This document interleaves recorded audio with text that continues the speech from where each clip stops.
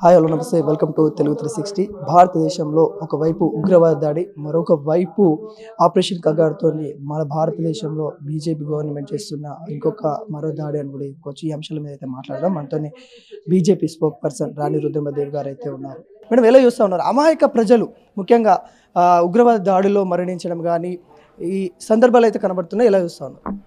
అంటే ఇవాళ పాకిస్తాన్ ఏదైతే కోరుకున్నదో అది మళ్ళొకసారి కవ్వింపు చర్యగా చేయటం అనేటువంటిది భారతదేశం అంతా కూడా ఖండిస్తోంది. ఇవాళ మతం పేరుతోటి వాళ్ళు రేపినటువంటి మారణ చిచ్చు ఏదైతే ఉందో అది పాకిస్తాన్ అంతానికే అని చెప్పేసి చాలా స్పష్టంగా కూడా కనబడుతోంది. వాళ్ళ పాకిస్తాన్ ఆర్మీ చీఫ్ ఏదైతే మాట్లాడిండో దానికి ప్రొవోకేట్ అయ్యి ఇంప్లిమెంట్ చేసినారో అక్కడ ఉన్నటువంటి ఉగ్రవాదులు.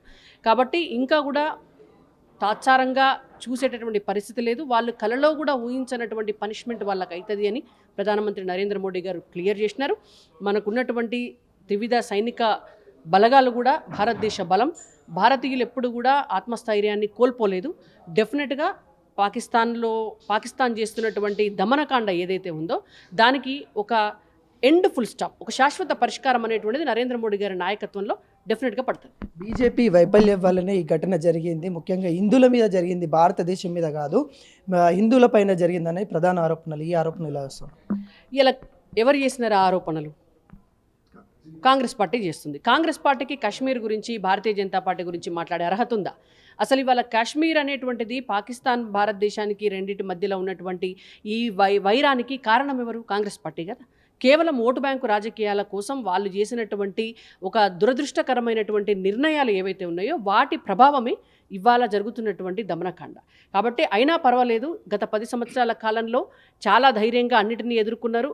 ఎవరు ఊహించినటువంటి 370 ఆర్టికల్ను కూడా రద్దు చేసినటువంటి ఘనత నరేంద్ర మోడీ గారిది.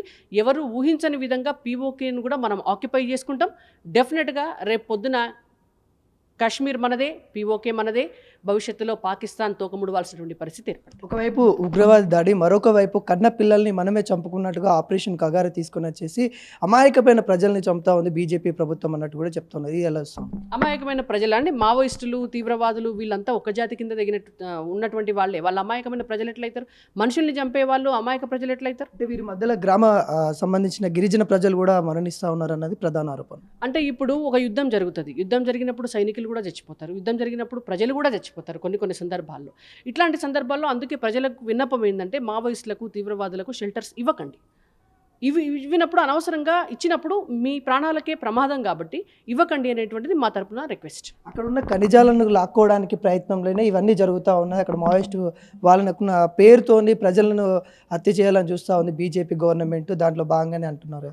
ఇవాళ మావోయిస్టులను ఎంకరేజ్ చేయాలనేటువంటి సిద్ధాంతం మీకుంటే మరి మొత్తం మావోయిస్టులే ప్రభుత్వాన్ని నడుపుతారు. కాంగ్రెస్ పార్టీ వాళ్ళ అధికారంలో ఉన్నటువంటి రాష్ట్రాల్లో వాళ్ళను రాజీనామా చేసి ప్రభుత్వం దిగిపోమని చెప్పండి. మావోయిస్టులకు వాళ్ళకి అధికారాన్ని ఇవ్వమనండి. వాళ్ళకి నచ్చిన విధంగా వాళ్ళు పరిపాలిస్తారు. ఓకే, పాకిస్తాన్కి ఎటువంటి బుద్ధి చెప్పబోతా ఉంది? ఇంకా ఆలస్యం ఎందుకు? యావత్ భారతదేశం కూడా పాకిస్తాన్కి బుద్ధి చెప్పాలంటుంది. కానీ నరేంద్ర మోడీ గారు ప్లాన్ చేస్తున్నట్టు కనబడుతున్నప్పుడు కూడా ఏం బయటికి రావట్లేదు. ఏం చెప్పబోతా ఉన్నారంటే ఏం చెప్తారు? అంటే ప్లానింగ్ చేస్తే తాత్కాలికమైనటువంటి పరిష్కారాల కోసం ప్లానింగ్ చేయొద్దు. ఇప్పుడు కూడా శాశ్వతమైనటువంటి పరిష్కారాల కోసమే చేయాలి. అందరూ ఎదురు చూసినటువంటి 370 ఆర్టికల్ రద్దు అనేటువంటిది కాంగ్రెస్ పార్టీ వల్ల కాలే, కానీ నరేంద్ర మోడీ గారు చేయగలిగినారు.